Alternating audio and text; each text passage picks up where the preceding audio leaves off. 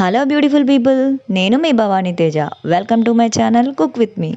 ఈరోజు మన వీడియోలో మా ఇంట్లో అందరికీ ఇష్టమైన ఒక స్పెషల్ కర్రీ తలకాయ కూరని ఎలా ప్రిపేర్ చేయాలో చూపిస్తాను. ఈరోజు నాకు చాలా హ్యాపీగా ఉందండి. తలకాయ కూర చేస్తున్నందుకు కాదు, రీసెంట్గా నేను పోస్ట్ చేసిన ఎగ్ పులుసు రెసిపీకి నేను ఎక్స్పెక్ట్ చేసిన దానికంటే కూడా ఎక్కువ వ్యూస్ వచ్చాయి. నా ఈ హ్యాపీనెస్కి కారణమైన మీ అందరికీ కూడా చాలా థ్యాంక్స్. మీరు ఇస్తున్న సపోర్ట్తో నేను ఇంకా మంచి మంచి వీడియోస్ తీయడానికి ఖచ్చితంగా ట్రై చేస్తాను. ఇంకా మన వీడియోలోకి వెళ్ళిపోదామా? ఈ మేక తలకాయ పీసెస్ని వాళ్ళు మనకి కాల్చి కట్ చేసి ఇచ్చినప్పటికీ పైనున్న బ్లాక్ లేయర్ అంతా కూడా మనం నైఫ్తో నీట్గా క్లీన్ చేసి వాటర్లో 2 సార్లు కడగాలి. లేదంటే కూర చేదొచ్చేస్తుంది. కూర క్వాంటిటీ 1.5 kg వరకు ఉంటుంది. దీనికోసం మనం 4 మీడియం సైజ్ ఆనియన్స్, 3 పచ్చిమిర్చి, కొంచెం కొత్తిమీర తీసుకోవాలి. స్టవ్ ఆన్ చేసి కుక్కర్ గిన్నెలో 4 పావుల వరకు ఆయిల్ని వేసుకోవాలి. ఆయిల్ వేడైన తర్వాత మనం కట్ చేసి పెట్టుకున్న ఆనియన్, పచ్చిమిర్చి వేసుకొని ఒకసారి బాగా కలుపుకోవాలి. ఆనియన్స్ త్వరగా ఫ్రై అవ్వడానికి నేను ఇక్కడ సాల్ట్ని ముందే వేస్తున్నాను. స్టవ్ని మీడియం టు హై ఫ్లేమ్కి సెట్ చేసుకొని ఆనియన్స్ కలర్ చేంజ్ అయ్యేంత వరకు ఫ్రై చేయాలి. ఇప్పుడు ఇందులోనే 1 టేబుల్ స్పూన్ వరకు పసుపును వేసుకోవాలి.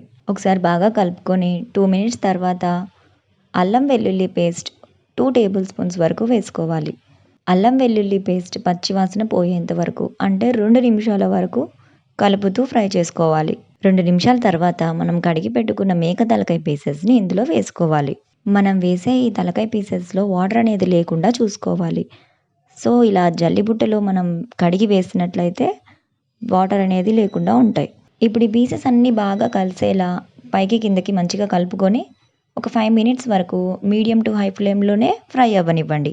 ఈ 5 మినిట్స్లో కలుపుతూ అడుగంటకుండా చూసుకోవాలి. ఇప్పుడు 5 నిమిషాల తర్వాత ఇందులో మనం 2 టేబుల్ స్పూన్ల కారాన్ని, తలకాయ కూరలో కారం ఎక్కువ వేస్తేనే బాగుంటుంది, మీరు కావాలంటే ఇంకొక స్పూన్ ఎక్స్ట్రా వేసుకోవచ్చు. అలాగే 1.5 టేబుల్ స్పూన్ ధనియాల పొడి, 1 టేబుల్ స్పూన్ గరం మసాలా పొడిని కూడా వేసుకోవాలి. ఇప్పుడు ఇవన్నీ ముక్కలకి బాగా పట్టేలా కలుపుకొని ఇంకొక 5 నిమిషాల వరకు ఫ్రై చేసుకోవాలి. ఈ 5 నిమిషాల్లో మధ్యలో ఒకసారి కలుపుకుంటే సరిపోతుంది. మధ్యలో ఒకసారి కలిపినప్పుడే 1/2 స్పూన్ వరకు మిరియాల పొడిని కూడా వేసుకోండి. ఈ తలకాయ కూరలో మిరియాల పొడి వేయడం వల్ల టేస్ట్ అనేది చాలా బాగుంటుంది.